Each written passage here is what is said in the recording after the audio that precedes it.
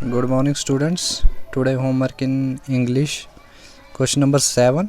Gandhiji spoke of two penances. What were they? Which of them did Rustamji not want to do?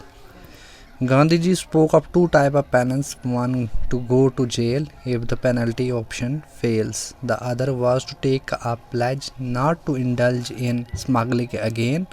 As per Rustamji, he did not want to go to jail, though he was ready to pay the penalty. As regards the other penance, Rustamji did not take an oath not to repeat his offense. Gandhi ji ने दो type के penance का है. पहला तो go to jail the penalty option fails, अगर penalty का option fail होता है तो जेल जाना पड़ेगा. रुस्तम जी को कहा उसने. The other was to take a pledge not to indulge in smuggling again, या वो दोबारा ऐसा स्मगलिंग का काम ना करे, एक वादा ले. As for Rustam ji he did not want to go to jail, तो वो रुस्तम जी को जो है बचा लेगा. गांधी जी कहते हैं कि मैं तुम्हें बचा लूँगा.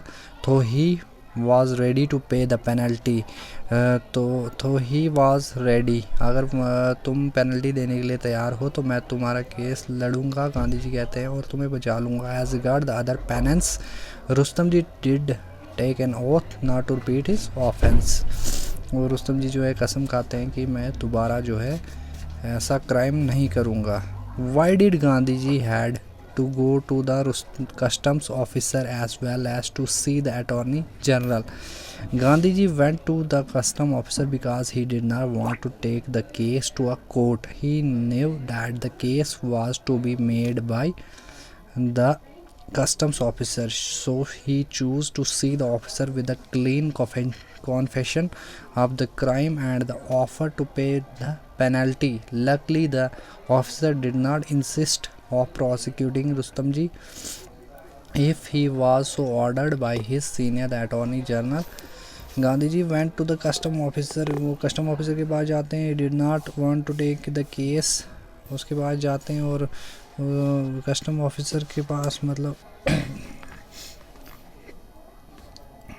Gandhi ji went to custom officer से मिलता है, और because he did not want to take, क्योंकि वो कहता है रुस्तम जी से कि ये केस जो है हम कोर्ट तक नहीं लेकर जाएंगे. और रुस्तम जी जो है he knew that the case was to be made by the customs officer, उसे पता था कि ये केस जो है कस्टम ऑफिसर के पास है, तो उसने ये रुस्तम जी से कहा ऐसी.